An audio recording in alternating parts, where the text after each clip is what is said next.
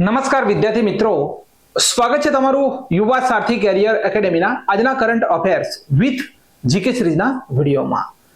જે પણ વિદ્યાર્થી મિત્રો સરકારી નોકરીની તૈયારી કરી રહ્યા છે, જેમને 1-2 માર્ક્સથી દર વર્ષે જે વિદ્યાર્થી મિત્રો રહી જતા હોય તેમના માટે સ્પેશિયલ આ ગુજરાતનું તમારી ખૂટતી માહિતી મારી પાસે છે. જે પણ પરીક્ષાઓની અંદર તમારી ખૂટતી માહિતી છે આ કરંટ અફેર્સની અંદર ઇન્ટરનેશનલ રિલેશન, ગુજરાતની ન્યૂઝ, ભારતની ન્યૂઝ તેમજ કોઈ પણ દિન વિશેષ હોય તેના સંપૂર્ણ મુદ્દા આ કરંટ અફેર્સની અંદર આવરી લેવામાં આવે છે. આજે 1 સપ્ટેમ્બર 2024 નું મોસ્ટ આઈએમપી કરંટ અફેર જોઈશું, જેની અંદર આપણે 12 મહત્વપૂર્ણ પ્રશ્નોની માહિતી મેળવવાની છે અને સાથે સાથે દરેક પ્રશ્ન રિલેટેડ જે પણ ડિટેલ છે આવનારી તમામ પરીક્ષાઓમાં પૂછાવા લાયક, તો તેની વિસ્તૃત માહિતી આ વિડીયોની અંદર મેળવીશું.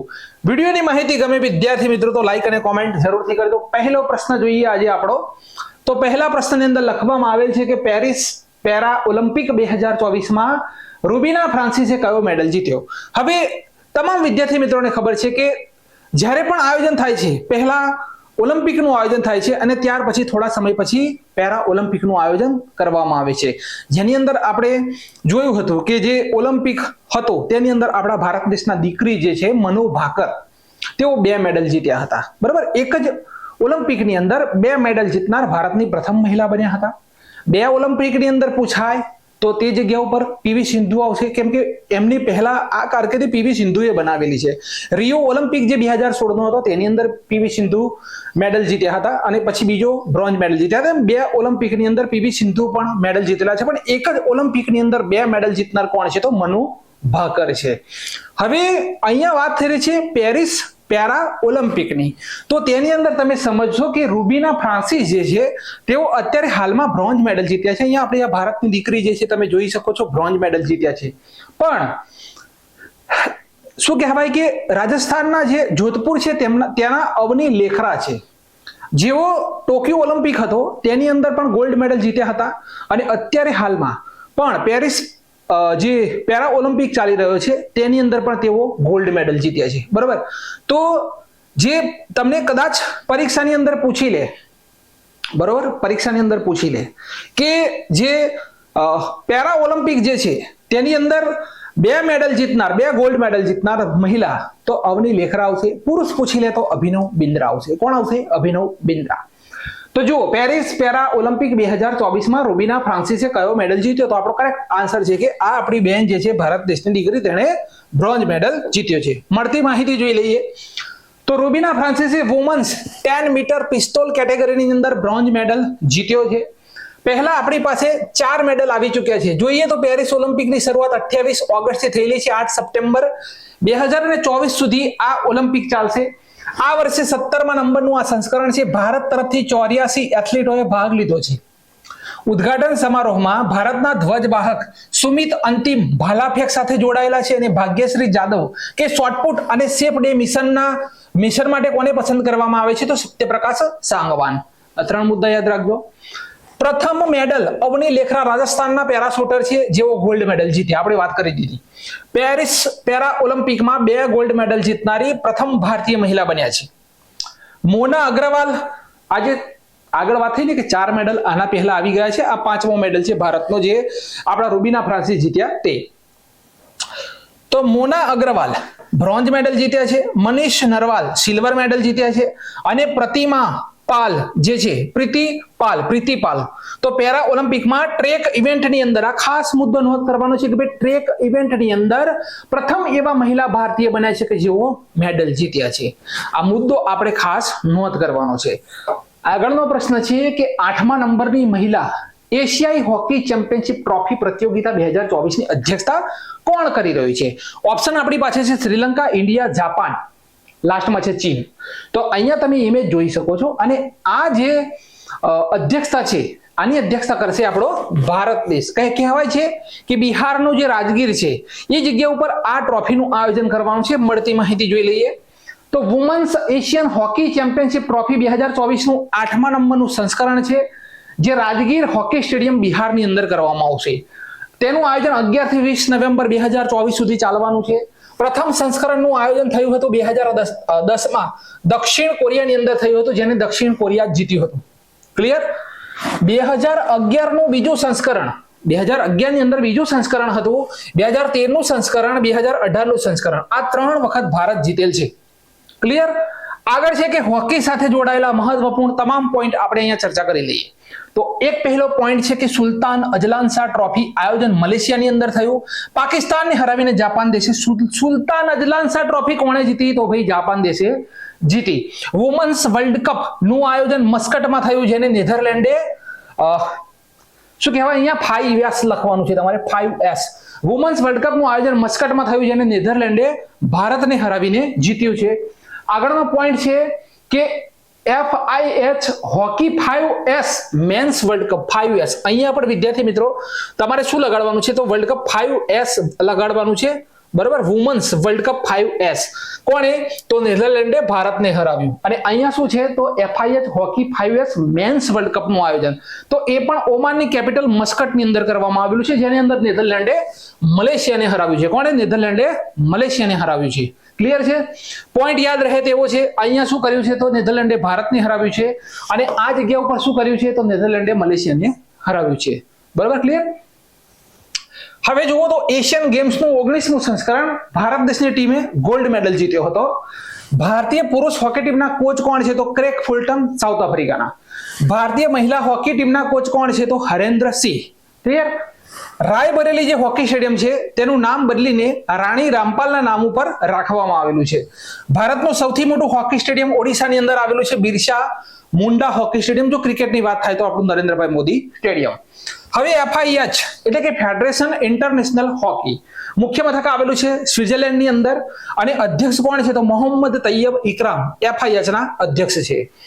1928 ની અંદર, ભાઈ આ પ્રશ્ન પરીક્ષાની અંદર પૂછાયેલો છે ક્લાસ 3 ની અંદર, કે 1928 માં ભારત FIH નો સભ્ય બનનાર પ્રથમ એશિયાનો દેશ બન્યો હતો. FIH લાસ્ટમાં છે કે હોકી ઇન્ડિયાના અધ્યક્ષ દિલીપ તિર્કી, જે હોકીના જાદુગર કહેવામાં આવે છે, મેજર ધ્યાનચંદને 29 ઓગસ્ટના દિવસે આપણે રાષ્ટ્રીય રમત ગમત દિવસ ઉજવીએ છીએ. આગળનો પોઈન્ટ, ઓગસ્ટ 2024 કઈ કંપનીઓને નવરત્ન કંપનીનો દરજ્જો મળ્યો? હવે આ જે નવરત્ન કંપનીનો દરજ્જો મળે તેનાથી ફાયદો શું? તો એક તો પહેલામાં પહેલું કે જેનું ટર્નઓવર 1000 કરોડથી ઉપર હોય તે કંપનીઓને નવરત્ન કંપનીઓનો દરજ્જો મળે છે. અને હવે જે કેન્દ્ર સરકાર દ્વારા તેમને કોઈ પણ નાણાકીય ઇન્વેસ્ટમેન્ટ કરવાનું હોય, 1000 કરોડ સુધીનું કોઈ પણ નાણાકીય ઇન્વેસ્ટમેન્ટ કરવાનું હોય તો એના માટે કેન્દ્ર સરકારની પરવાનગી લેવાની નથી હોતી. એમના અને અલગ અલગ દેશોની અંદર તેમના સેન્ટરો સ્થાપિત કરી શકે છે. આ મહત્વપૂર્ણ બાબત છે. અહીંયા આપણે ઇમેજની અંદર જોઈ રહ્યા છે, ને આપણો કરેક્ટ આન્સર આવશે કે ભાઈ ઉપરના તમામ.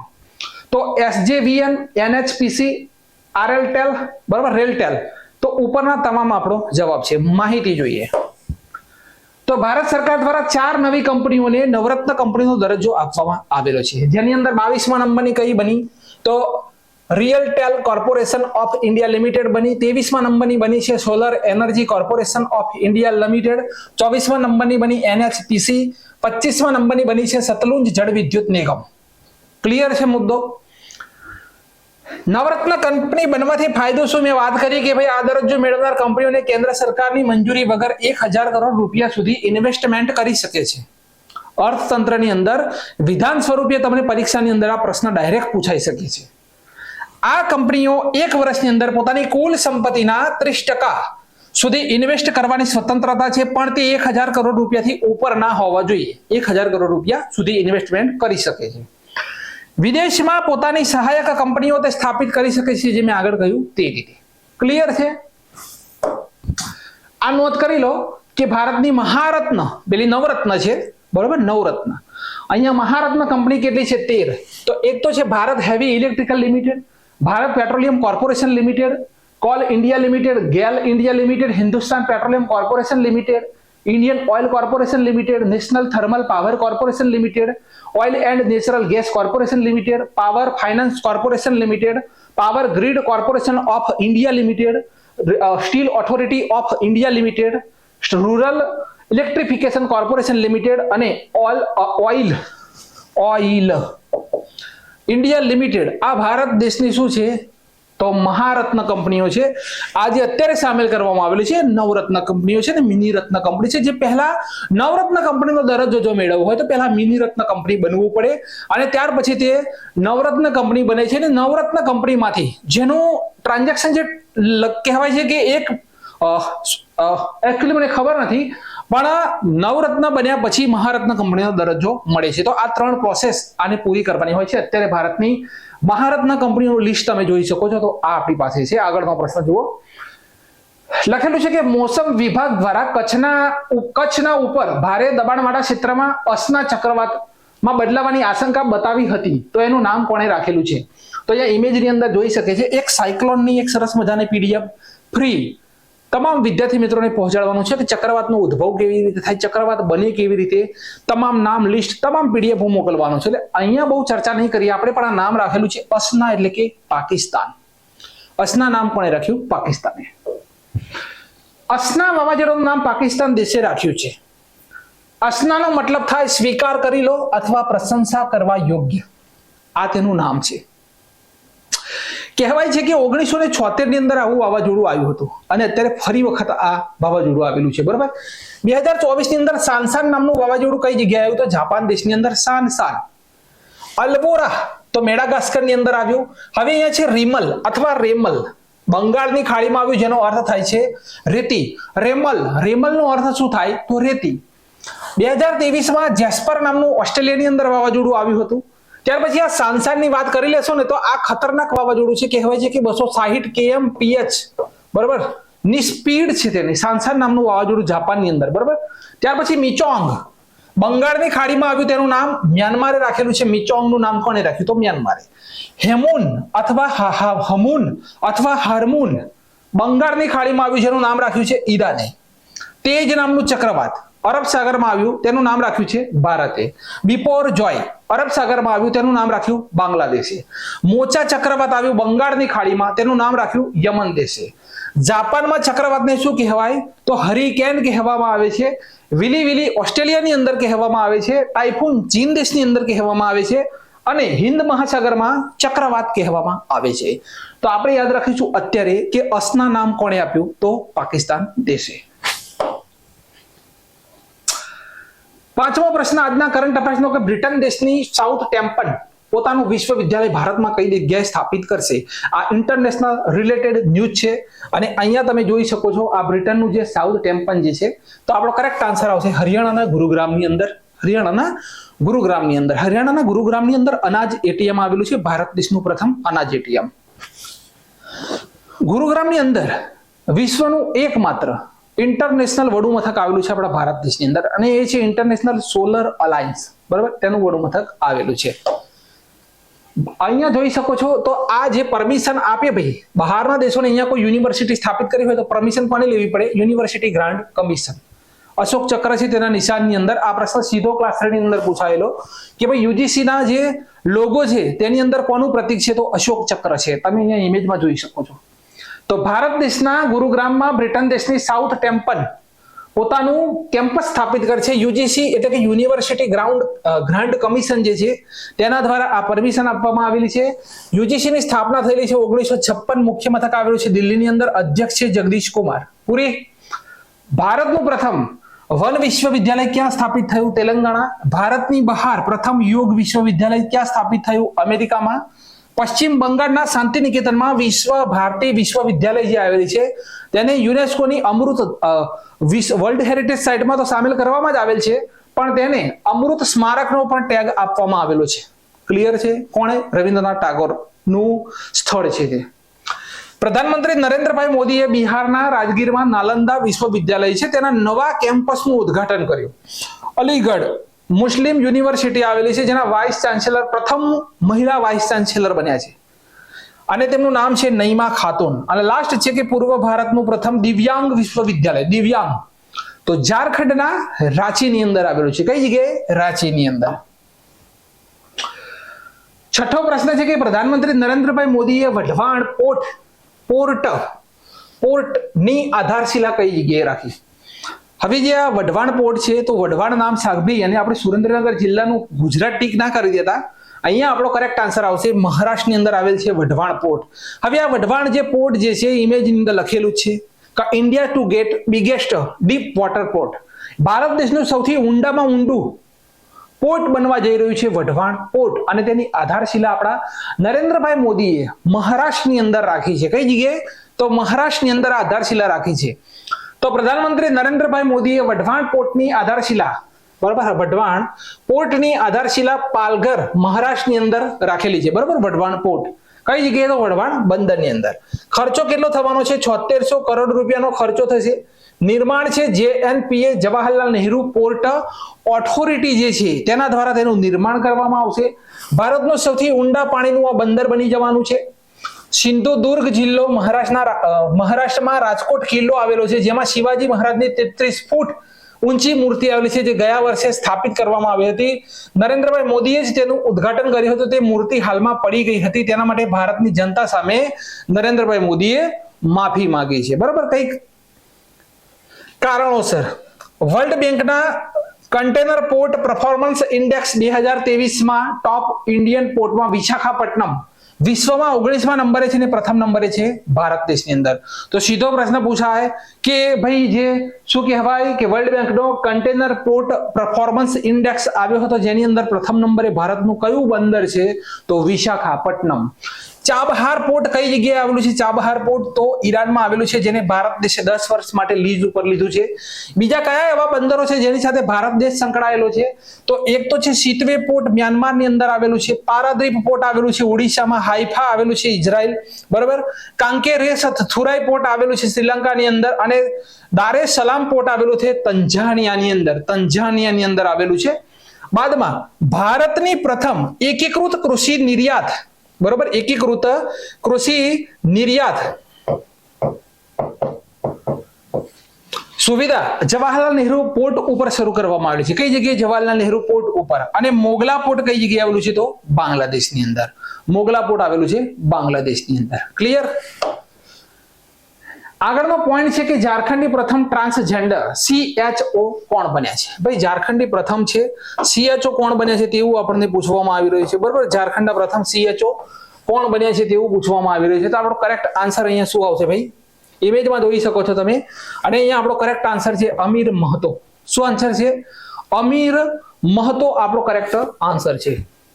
તો અમીર મહતો ઝારખંડના પ્રથમ કોમ્યુનિટી હેલ્થ ઓફિસર બન્યા છે. CHO એટલે કોમ્યુનિટી હેલ્થ ઓફિસર, CHO. બિહારની પ્રથમ ટ્રાન્સ વુમન સબ ઇન્સ્પેક્ટર બન્યા છે માનવી મધુ કશ્યપ. ભારતની પ્રથમ ટ્રાન્સજેન્ડર યુનિવર્સિટી આવેલી છે ભાઈ, સોરી, ભારતની પ્રથમ ટ્રાન્સજેન્ડર યુનિવર્સિટી તેલંગાણાની અંદર નથી આવેલી, આ આવેલી છે ઉત્તર પ્રદેશની અંદર. બરાબર, ઉત્તર પ્રદેશની અંદર આવેલી છે. કઈ જગ્યાએ? તો કુશીનગરની અંદર આવેલી છે. યુપીની અંદર કુશીનગરમાં આવેલી છે.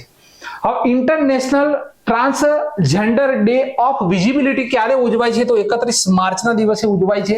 ભારતની કોલ કેપિટલ કોને કહેવામાં આવે છે? તો ભાઈ કોલ કેપિટલ ઓફ ઇન્ડિયા ઝારખંડનું ધનબાદ છે. ડાયરેક્ટ પ્રશ્ન પૂછાય છે. કોલ કેપિટલ ઓફ ઇન્ડિયા તો ધનબાદ. સેન્ટ્રલ કોલ ફિલ્ડનું મુખ્ય મથક ક્યાં આવેલું છે? આ પણ પૂછાયેલું છે, રાંચી ઝારખંડની અંદર. બંને પોઈન્ટને નોંધ કરજો, રાંચી ઝારખંડની અંદર. હવે કેપિટલ કઈ છે ભાઈ? ઝારખંડની તો રાંચી છે. મુખ્યમંત્રી નવા બની ગયા ફરીથી, બરાબર, થોડી વાર જેલમાં ગયા, પાછા આવ્યા, બની ગયા ફરીથી હેમંત સોરેન. લોક નૃત્ય કયા છે ભાઈ ઝારખંડના? તો એક તો છઉ છે ને પાઈકા છે. બંને નોંધ કરજો, છઉ અને પાઈકા. તહેવાર કયા ઉજવે છે ભાઈ ઝારખંડ? તો એક તો છે સરહુલ, કર્મા પૂજા અને શ્રાવણી મેળો. ઝારખંડની સ્થાપના ક્યારે થયેલી છે ભાઈ? તો 15 નવેમ્બર 2000ની સાલમાં થયેલી છે. ઝારખંડની સોહરાઈ અને ખોવર પેઇન્ટિંગને GI ટેગ મળેલો છે. બેતલા નેશનલ પાર્ક આવેલો છે અને પલામુ ટાઈગર રિઝર્વ ક્યાં આવેલા છે? ઝારખંડની અંદર. આયુષ્માન ભારત યોજનાની શરૂઆત ક્યાંથી થઈ હતી? 23 સપ્ટેમ્બર 2018 થી. બેટી બચાવો બેટી પઢાઓ, બેટી બચાવો, બરાબર, બેટી બચાવો બેટી પઢાઓ, આ યોજનાની શરૂઆત ક્યાંથી થઈ હતી ભાઈ? આ યોજનાની શરૂઆત ક્યાંથી થઈ હતી? તો હરિયાણા પાણીપતથી થઈ હતી. બેટી બચાવો બેટી પઢાઓ શરૂઆત 2015 ની અંદર કરવામાં આવેલી છે. બેટી બચાવો બેટી પઢાઓ હરિયાણાના પાણીપતથી. બાકી ઉજ્જવલા યોજના છે, ઉજ્જવલા 2.0 છે, એ બધી ઉત્તર પ્રદેશથી શરૂ થયેલી છે. ક્લિયર? ઝારખંડનો જામતાડા કયો જિલ્લો છે? તો ઝારખંડનો, અહીંયા લખું છું, થોડો ટાઈપિંગ મિસ્ટેક છે. ઝારખંડનો જામતાડા નામનો જિલ્લો આવેલો છે. આ એક જિલ્લો ભારત દેશનો પ્રથમ એવો જિલ્લો છે કે જેના દરેક ઘરે પુસ્તકાલય છે. દરેક ઘરે પુસ્તકાલય છે એવો ભારતનો પ્રથમ એવો જિલ્લો છે. કયો? તો ઝારખંડનો જામતાડા જિલ્લો. ક્લિયર? ચલો 8મો પ્રશ્ન અહીંયા જોઈ શકો છો. વિજ્ઞાન અને ટેકનોલોજી આપણી ઘણી આગળ જઈ રહી છે. કોણે હ્યુમન ખોપડી ડિઝાઇન કરી? હ્યુમન ખોપડી કોણે ડિઝાઇન કરી? તો આપણો કરેક્ટ આન્સર આવશે ઇન્ડિયન સ્પેસ રિસર્ચ ઓર્ગેનાઇઝેશન. તો ઇન્ડિયન સ્પેસ રિસર્ચ ઓર્ગેનાઇઝેશન દ્વારા હ્યુમન ખોપડી તૈયાર કરવામાં આવેલી છે. તેનું નિર્માણ એલ્યુમિનિયમ મિશ્ર ધાતુ AISI-10Mg દ્વારા કરવામાં આવેલું છે. આ મિશ્ર ધાતુનો ઉપયોગ ઓટોમોટિવ એન્જિન અને એરોસ્પેસના ઘટક બનાવવા માટે થાય છે. આ ખોપડીનું 200 મીમી ગુણ્યા 200 મીમી અને વજન છે 800 ગ્રામ. તેનું નામ વ્યોમ મિત્ર રાખવામાં આવેલું છે. વ્યોમ મિત્ર. આ શબ્દ સંસ્કૃતના બે શબ્દો વ્યોમ અને મિત્ર ભેળવીને બનાવવામાં આવેલા છે. આ મહિલા હ્યુમનોઇડ અંતરિક્ષનો રોબોટ છે. બરાબર? અંતરિક્ષ રોબોટ છે. તો આ ખોપડી કોણે વિકસિત કરી છે? ઈસરોએ. આ મુદ્દો ખાસ યાદ રાખજો. કોન્સ્ટેબલની અંદર વિજ્ઞાન અને ટેકનોલોજી મૂકેલું છે. આ પોઈન્ટ વિજ્ઞાન અને ટેકનોલોજી ઉપર જાય છે. ફરક્કા વિવાદ કયા બે દેશોની વચ્ચે છે? ભાઈ હવે આપણને જો ખબર હોય તો જે આ ફરક્કા જે ડેમ જે છે તે કઈ જગ્યાએ આવેલો છે? તો ડેમ નથી, સોરી, ફરક્કા જે શું કહેવાય, વાંચવું પડશે. હા, બેરેજ. ફરક્કા બેરેજ છે. બરોબર? ફેરક્કા અથવા ફરક્કા. આ બેરેજ કઈ જગ્યાએ આવેલું છે? તો પશ્ચિમ બંગાળની અંદર આવેલ છે. અને લખે છે કે ફરક્કા વિવાદ કયા બે દેશોની વચ્ચે થયેલો છે? તો અહીંયા ઓપ્શન તમે જોઈ શકો છો. અને આની અંદર આપણો કરેક્ટ આન્સર કયો છે? તો ભારત અને બાંગ્લાદેશની વચ્ચે અત્યારે હાલની અંદર વિવાદ થયો છે.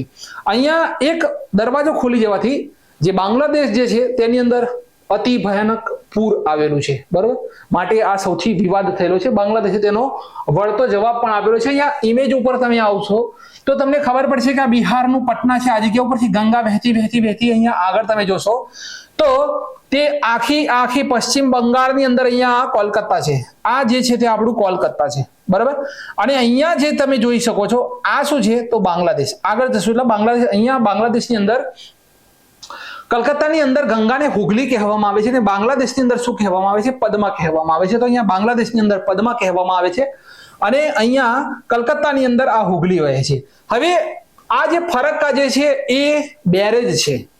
બેરેજનો મતલબ એ થાય કે જે પાણી હોય, બરાબર, તેને બીજી 2-3 દિશાઓની અંદર વાળવા માટે જે બનાવવામાં આવે છે. 2 દિશાઓની અંદર વાળી અને સિટીઓની અંદર પાણી પહોંચાડવામાં આવે છે. એક બીજી જગ્યાએ તેનું વહેણ વાળવામાં આવે છે. તેને બેરેજ કહેવામાં આવે છે. ક્લિયર છે? ડેમ નથી, બેરેજ છે. બરોબર? તો આનો એક દરવાજો ખુલી ગયો અને ભારત અને બાંગ્લાદેશની સાથે વિવાદ થયેલો છે. કહેવામાં આવે છે કે આ 1976 ની અંદર સંધિ થયેલી છે. 1976 ની અંદર આ એક સંધિ થઈ હતી ભારત અને બાંગ્લાદેશની વચ્ચે અને તેની અંદર કહેવામાં આવ્યું હતું કે 70,000 થી 75,000 ક્યુસેક જે પાણી જે છે, હવે 75,000 ક્યુસેક થી ઉપર પાણી જો આ બેરેજની અંદર થાય છે તો તેનું 40,000 ક્યુસેક પાણી તે અંદર શું કહેવાય કે આગળ છોડી શકે છે. આ સંધિ થઈ હતી. બરોબર? અને જ્યારે 70,000 થી 75,000, બરોબર, 70,000 થી 75,000 ની વચ્ચે જ્યારે પાણી રહે છે, ત્યારે 35,000 ક્યુસેક પાણી આગળ તેમને જવા દેવું પડશે. બરોબર? પાણીની અછત થાય તો આગળ 35,000 ક્યુસેક પાણી જવા દેવું પડશે. બાંગ્લાદેશમાં ભયંકર પૂરના કારણે 23 લોકોની મૃત્યુ થઈ. 4,70,000 લોકો બીજી જગ્યાઓએ આશ્રય લેવો પડ્યો. બાંગ્લાદેશની ખબર મુજબ ભારત દેશના પશ્ચિમ બંગાળમાં ફરક્કા બેરેજ ખુલી જવાના કારણે આ આપદા આવી છે. ફરક્કા બેરેજ વિશે માહિતી લો તો આ બેરેજ ભારત દેશના પશ્ચિમ બંગાળમાં મુર્શિદાબાદ જિલ્લાની અંદર આવેલ છે. ફરક્કા બેરેજ તેનું નિર્માણ 1970 કરવામાં આવ્યું હતું. 1975 થી આ જે ફરક્કા બેરેજ છે તે કાર્યરત છે. કલકત્તાની હુગલી નદીનું પાણી રોકીને કલકત્તામાં પાણીની આપૂર્તિ કરી શકાય માટે આ શું કહેવાય કે બેરેજ જે છે, બેરેજ તેનું નિર્માણ કરવામાં આવેલું છે. ક્લિયર? બેરેજ અને ડેમમાં અંતર શું? તો અહીંયા તમે જોઈ શકો છો આ છે ફરક્કા બેરેજ. બરાબર? આ છે આપણું ફરક્કા બેરેજ. સમજો પૂરી માહિતી. ડેમમાં પૂરેપૂરી રીતે પાણીનો સંગ્રહ કરવામાં આવે છે. ડેમની અંદર શું થાય તો પૂરેપૂરી રીતે પાણીનો સંગ્રહ કરવામાં આવે છે, તેને ડેમ કહેવામાં આવે છે. બેરેજનું નિર્માણ વોટર ફ્લોની કંટ્રોલ કરવા માટે કરવામાં આવે છે. વોટર ફ્લો જે હોય તેને કંટ્રોલ કરવામાં આવે છે અને તે જળ પ્રવાહને અલગ દિશાઓમાં સુનિશ્ચિત કરવા માટે બેરેજ બનાવવામાં આવે છે, તેને બેરેજ કહેવાય છે. સમજાય છે? બીજું, ભારત અને બાંગ્લાદેશની વચ્ચે 1996માં ગંગા નદી કરાર પણ થયો હતો, જેની અંદર હુગલી નદી કે જેને ગંગા કહેવામાં આવે છે પશ્ચિમ બંગાળમાંથી વહી અને બાંગ્લાદેશમાં પ્રવેશ કરે છે અને ત્યારે તેનું નામ પદ્મા પડે છે. 1972માં સંયુક્ત નદી આયોગની રચના થઈ, જે ગંગાના પાણીની વહેંચણી માટે આ આયોગની રચના થઈ હતી. આ વિવાદને સંયુક્ત રાષ્ટ્ર મહાસભામાં બાંગ્લાદેશના રાષ્ટ્રપતિ જિયાઉર રહેમાન દ્વારા પ્રશ્ન ઉઠાવવામાં આવ્યો હતો. યુનાઇટેડ નેશન્સ જનરલ એસેમ્બલી દ્વારા સર્વસંમતિથી 5 નવેમ્બર 1977માં ફરક્કા જળ સંધિ ઉપર હસ્તાક્ષર કરવામાં આવ્યા. ભારત અને બાંગ્લાદેશની વચ્ચે એવા કરાર થયા હતા કે જ્યારે ફેરક્કામાં પ્રવાહ 75,000 ક્યુસેકથી વધારે થઈ જાય ત્યારે ભારતને ગંગામાં 40,000 ક્યુસેક પાણી છોડવાની અનુમતિ હશે. આગળ મેં કીધું એ રીતે. તો અહીંયા મુદ્દો શું છે?